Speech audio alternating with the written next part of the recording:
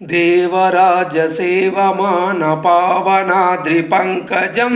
व्यालयज्ञसूत्रबिन्दुशेखरं कृपाकरं नारदादियोगिवृन्दवन्दितं दिगम्बरं काशिकापुरादिनाथकालभैरवं भजे भानुकोटिभास्वरं भवाब्धितारकं परं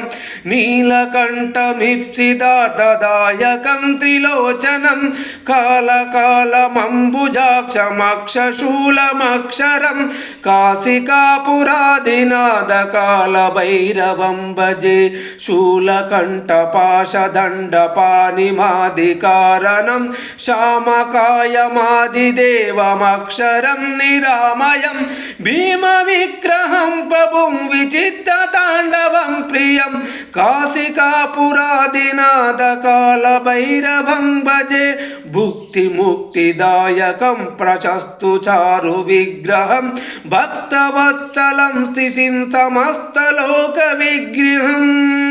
निक्विनान्मनोज्ञहेम किङ्किनीलसत्किटिं काशिकापुरादिनाथकालभैरवं भजे धर्मसेतुपालकं स्वधर्ममार्गनाशकं कर्मपाशमोचकं सुशर्मदायकं विभुं स्वर्णवर्णकेशपाशशोभिताङ्गमण्डलं काशिकापुरादिनाथकालभैरवं भजे रत्नपादुका प्रभाभिरामपादयुग्मकं नित्यमद्वितीयायमिष्टदैवतं निरञ्जनं मुत्तुदर्पनाशनं करलद्राष्टभीषणं काशिकापुरादिनाथकालभैरवं भजे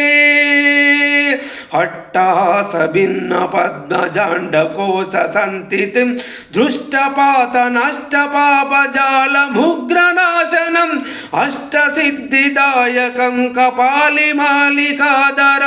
काशिकापुरादिनाथकालभैरवं भजे भूतसङ्गनायकं विशालकीर्तिदायकं काशीवासिलोकपुण्यपापशोधकं विभुं नीतिकोर्गकोविदं पुरातनं जगत्प्रभुं काशिकापुरादिनाथकालभैरवं भजे कालभैरवाष्टकं पठिति ये मनोहरं ज्ञानमुक्तिसाधनं विचित्रपुण्यवर्धनं शोकमोहदैन्यलोभकोपशापनाशनं ते प्रयन्ति कालभैरवाग्निसन्निधिं ध्रुवम्।